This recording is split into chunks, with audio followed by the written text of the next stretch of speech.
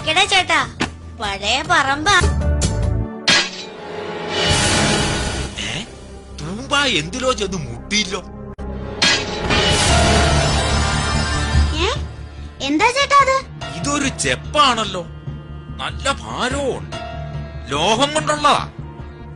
എടാ ഇത് അത് തന്നെ. ഏത് തന്നെ? എടാ ഇത് നിധിയാടാ, നിധി.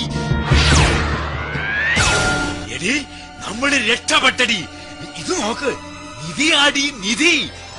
നിറയെ സ്വർണവാ. അയ്യോ, നിധിയോ?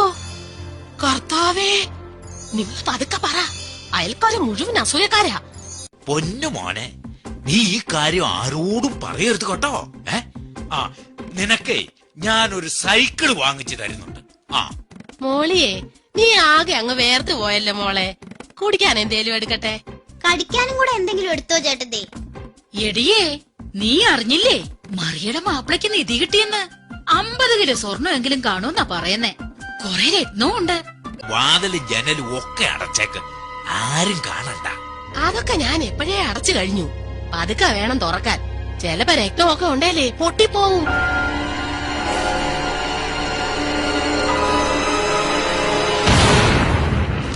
കുർപ്പാശാന്റെ പുരയിടത്തിൽ പന്നി കയറാതിരിക്കാൻ ഡയനാമിറ്റ് വെച്ചിരുന്നതാ നിധിയെന്ന് കരുതി ചേട്ടൻ എടുത്തോണ്ട് വന്നത്.